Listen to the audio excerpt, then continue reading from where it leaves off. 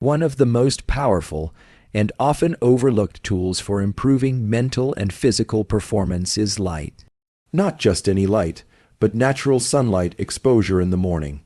This single behavior plays a foundational role in aligning our circadian rhythm, which is the internal 24-hour clock that governs sleep, wakefulness, hormone release, body temperature, and virtually every physiological process.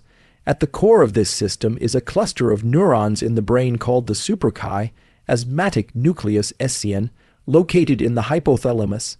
The SCN acts like the master clock of the body, but it doesn't keep time on its own. It needs input. That input comes from light, received through a special subset of retinal ganglion cells in the eyes that are not involved in vision, but instead are highly sensitive to blue light. These cells send a direct signal to the SCN when they detect morning sunlight.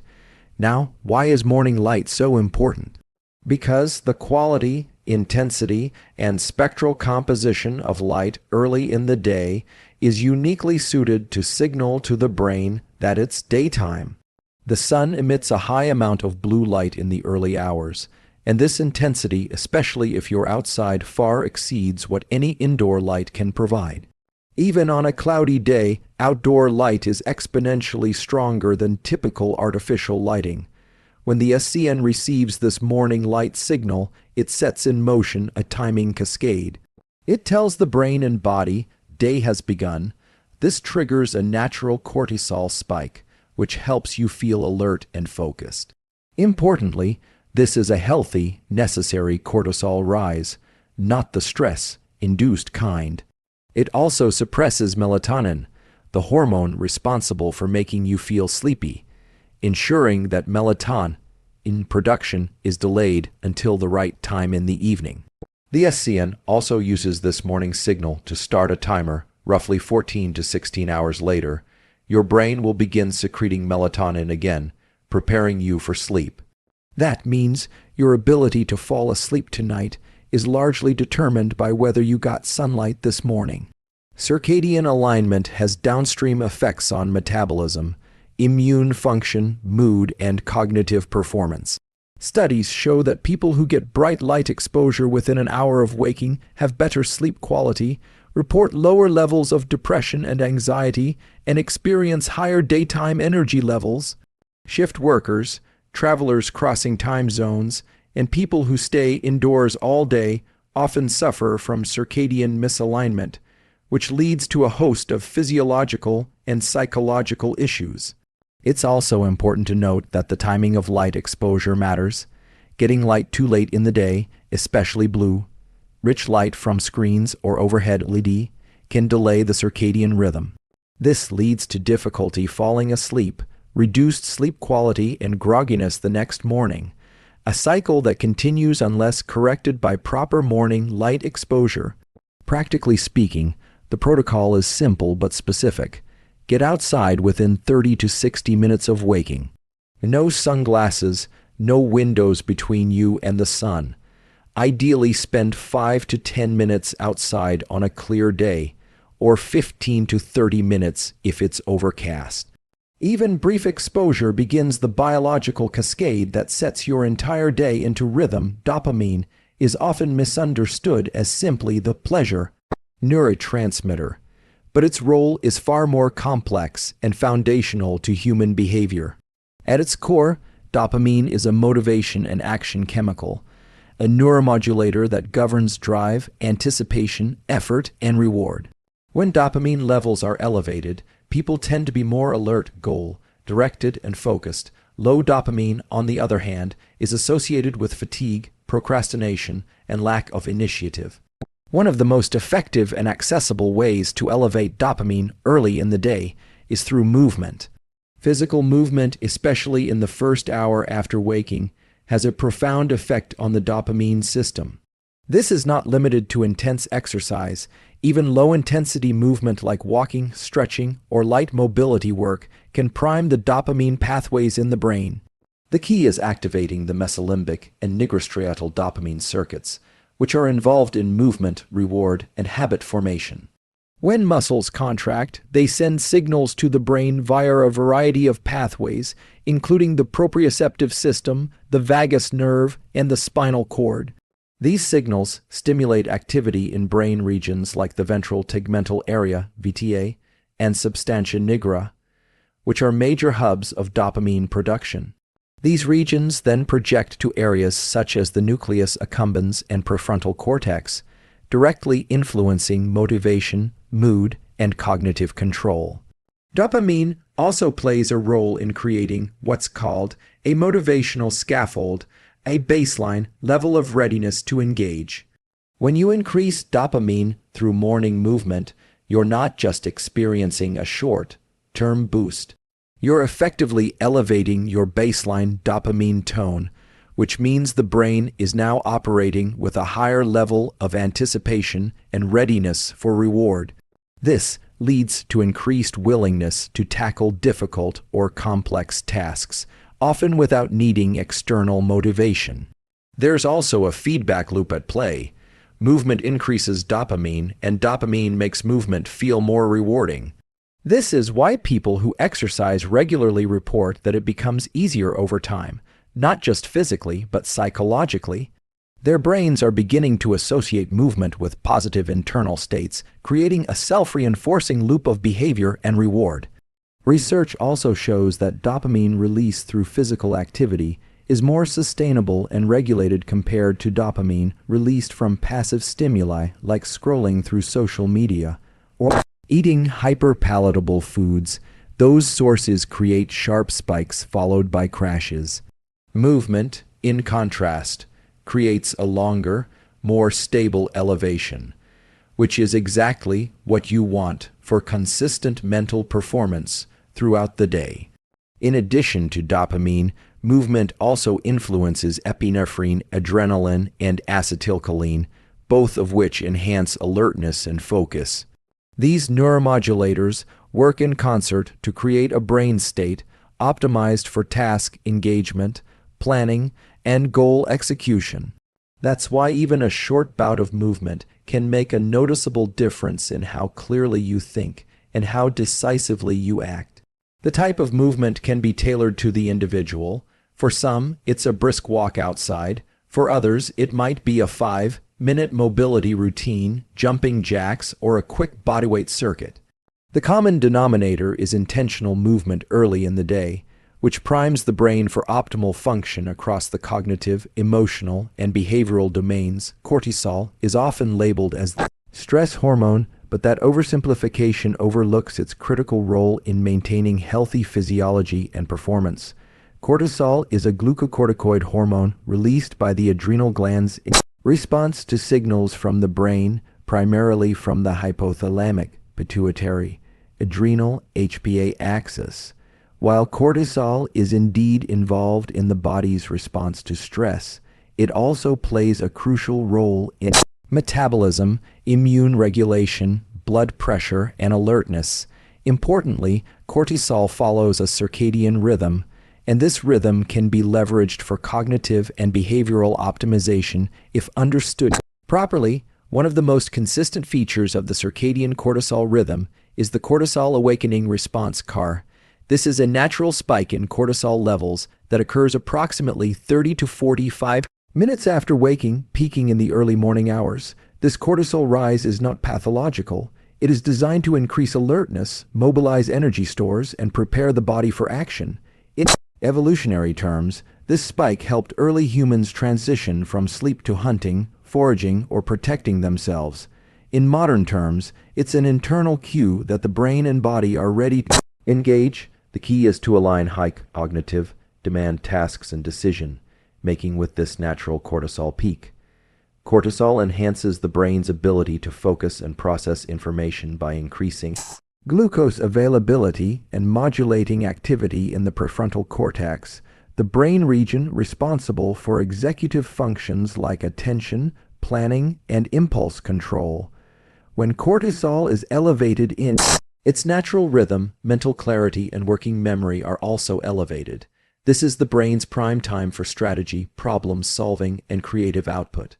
Unfortunately, many people misallocate this biologically privileged window by starting the day with reactive behaviors, checking emails, scrolling social media, or passively consuming information. These actions squander the enhanced neural capacity made possible by the morning cortisol spike. Instead, this time should be protected and intentionally directed toward deep work, creative thinking, goal setting, or structured planning. Types of tasks that benefit most from high alertness and mental acuity. Cortisol also interacts with other key neurochemicals like dopamine and norepinephrine, amplifying the brain's motivation and attention circuits. This synergy supports sustained engagement in complex tasks and helps the brain filter out distractions, allowing for more deliberate, focused effort. By strategically matching challenging or high-leverage work with this window of elevated neurochemical readiness, cognitive performance can be measurably improved. In addition to cognitive tasks, the morning cortisol spike can also be utilized for physical performance. Cortisol mobilizes energy by breaking down glycogen and fat, increasing blood glucose levels and enhancing cardiovascular tone. This makes the early part of the day an ideal time for strength training or endurance-based exercise, especially for individuals who want to combine physical training with enhanced focus and drive. It's also worth noting that the magnitude and timing of the cortisol spike can be influenced by light exposure, sleep quality, and morning routines. Bright light exposure within 30-60 minutes of waking helps ensure a robust cortisol peak at the right time. Conversely, irregular sleep or lack of morning light can blunt or shift the spike, leading to sluggishness, impaired focus, and circadian misalignment. Deliberate exposure to environmental stressors like cold or heat is a powerful tool for regulating the autonomic nervous system, enhancing mental resilience, and sharpening focus. These practices are rooted in the biology of hormesis, the process by which a mild or moderate stressor stimulates adaptive responses that improve the body's strength, function, or tolerance. When applied intentionally and with the correct protocols, both cold and heat exposure can trigger a cascade of physiological and neurological benefits that extend well beyond the immediate experience. Starting with cold exposure, such as cold showers, ice baths, or immersion in cold water, the body experiences a rapid activation of the sympathetic nervous system, which is responsible for the fight or flight response. This activation leads to a spike in norepinephrine, noradrenaline, a neurochemical that increases alertness, focus, and mood. Norepinephrine also plays a role in pain modulation, inflammation reduction, and neuroplasticity. Even short bouts of cold exposure, as brief as 30 seconds to 2 minutes, can cause a significant increase in norepinephrine levels, which may persist for hours after the exposure. This heightened neurochemical state is especially useful early in the day, as it helps counteract grogginess and rapidly shifts the brain into a focused, energized mode. Cold exposure also triggers vasoconstriction, followed by vasodilation after the exposure ends, which enhances blood circulation and cardiovascular health. At the psychological level, enduring the discomfort of cold strengthens mental discipline, reinforcing the capacity to stay calm under stress. Over time, this builds a kind of mental toughness or resilience that generalizes to other forms of stress. On the other side of the spectrum, heat exposure, through sauna use, hot baths, or controlled exposure to high temperature environments, stimulates the body in a different but equally beneficial way. Heat causes an elevation in core body temperature, leading to an increase in heart rate, circulation, and metabolic demand, much like moderate intensity exercise. One of the primary benefits of heat exposure is the release of heat shock proteins, HSPs, molecules that help repair damaged proteins, support cellular function, and enhance recovery. Heat exposure also increases levels of growth hormone, prolactin, and dynorphins, which, when countered later by endorphins, contribute to a post-exposure feeling of calm and euphoria. Regular sauna use has been associated with improved cardiovascular health, lower all-cause mortality, and improved brain function. From a neurobiological perspective, it also supports parasympathetic nervous system activation after the session ends, which facilitates recovery, relaxation, and deeper sleep later in the day. The effects of both cold and heat exposure extend into cognitive and emotional regulation.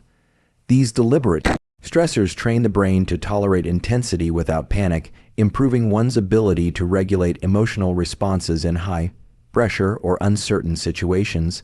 They also offer a form of behavioral anchoring, an intense but brief experience that shifts internal state and primes the nervous system for focus, performance, or recovery.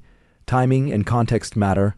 Cold exposure is best used in morning or before mentally demanding tasks to increase alertness, while heat exposure may be most effective post-workout or in the evening to enhance relaxation and physical restoration, non-sleep. Deep rest, NSDR, and breathwork are two powerful science-backed tools for optimizing brain function, reducing stress, and enhancing neuroplasticity. Though distinct in their mechanisms, both practices work by modulating the autonomic nervous system, shifting brain and body states from heightened alertness or fatigue into states of calm focus and physiological recovery. They can be used as standalone tools or layered with other routines to improve attention, learning, emotional control, and overall mental resilience. NSDR is a term that refers to practices such as yoga nidra, guided body scans, and certain forms of self-hypnosis or deep relaxation protocols that allow the brain and body to enter states of profound rest without falling asleep. During NSDR, the body remains still and relaxed while the brain shifts into theta and delta wave activity, similar to early sleep stages. This downregulation of cortical activity triggers a cascade of beneficial effects, including reduced cortisol levels, enhanced memory consolidation, and restoration of depleted dopamine reserves. One of the most compelling uses of NSDR is its role in recharging mental energy during the day. Unlike caffeine or stimulants, which create temporary alertness by increasing sympathetic nervous system activity, NSDR allows for a parasympathetic rebound, a deep, restorative state where heart rate variability increases, breathing slows, and the mind becomes quiet. This makes it particularly effective after intense cognitive work or in the early afternoon when energy naturally dips. Even a 10 to 20-minute session can significantly improve focus, tasks, switching ability, and working memory. From a neuroscience perspective, NSDR supports neuroplasticity, the brain's ability to rewire itself in response to learning and experience. Studies show that states of deep rest immediately following learning enhance the retention and integration of new information. This makes NSDR a valuable adjunct to any effort involving skill development, from academic learning to motor training. Breathwork, while often simpler in form, offers similarly profound effects on the nervous system. Controlled breathing patterns can rapidly influence heart rate, blood pressure, and brain activity. Fast, shallow breathing activates the sympathetic nervous system, creating arousal and readiness, whereas slow, deep diaphragmatic breathing activates the parasympathetic nervous system, promoting calm and recovery. The breath is one of the few physiological functions that can be both autonomously regulated and voluntarily controlled, making it a unique tool for self-directed state change. One widely used breathwork protocol is cyclic sighing, a double inhale through the nose, followed by a long exhale through the mouth. This method has been shown to reduce physiological markers of stress more effectively than meditation or mindfulness in some contexts. Another is box breathing, equal length inhaling breath, holding, exhaling, and holding again, which balances autonomic tone and enhances cognitive control under pressure. Both NSDR and breathwork can be strategically deployed at different times of day. NSDR is ideal after periods of intense focus or before a second work session to reset mental clarity. Breathwork can be used on demand before public speaking, during high-stress moments, or to improve sleep onset. These tools are accessible, require no equipment, and offer rapid entry into states that support recovery, learning, and high performance. Process of layering habits, also referred to as habit stacking. is a powerful behavioral strategy that uses neuroscience and psychology to build consistency, increase adherence, and compound the effects of daily routines. At the core of this approach is the understanding that habits, once established, become encoded in the basal ganglia, a region of the brain responsible for automatic, repetitive behaviors. When habits are intentionally sequenced, they can reinforce each other neurologically and behaviorally, creating momentum that carries into the rest of the day. Momentum is not a motivational concept, it is a neurobiological one. When we engage in a behavior that produces a positive internal state, especially involving dopamine release, the brain starts to tag that behavior as valuable. If multiple behaviors are linked in a sequence and each provides a small reward, either neurochemical or psychological, the brain is more likely to automate that sequence.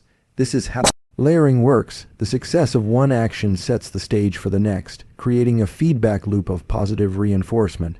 For example, the habit of waking up and immediately exposing oneself to natural sunlight provides a signal to the brain that the day has started.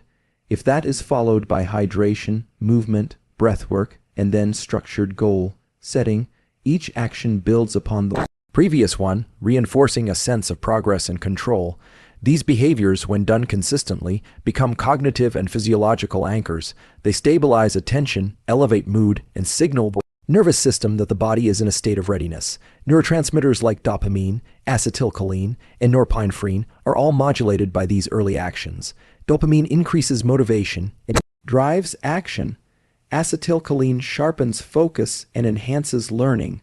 Norepinephrine boosts alertness and energy.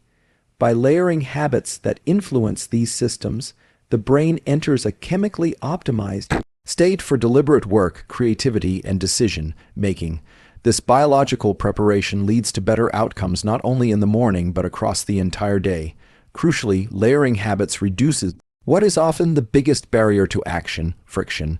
When a behavior is part of a known sequence, the brain does not need to renegotiate or decide in the moment whether to do it. Decision fatigue is minimized because the pattern has already been established.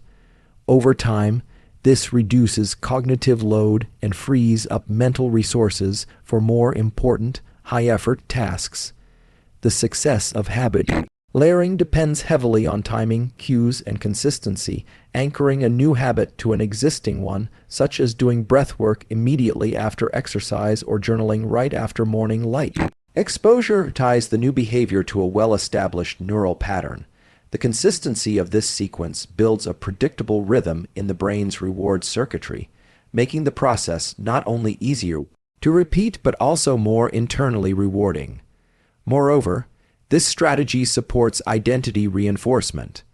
When someone repeatedly follows a layered routine that reflects their goals, whether it's health, focus, creativity, or discipline, the brain begins to internalize the identity of someone who lives in alignment with those goals. This shift in self-perception further reinforces the desire to maintain the sequence, creating long-term behavioral stability through neurobiological feedback loops. Winning the morning is not about chasing perfection. It's about understanding and aligning with your biology, from sunlight that sets your internal clock, to movement that primes dopamine, to using cold, heat, breath, and rest to shift your state. Each tool works with your nervous system, not against it. When layered with intention, these habits build real momentum, creating a brain and body primed for clarity, action, and resilience. This isn't about motivation, it's about mechanics. Own your morning inputs, and you'll shape the outputs of your entire day. Small shifts in the morning create powerful compounding effects across your life.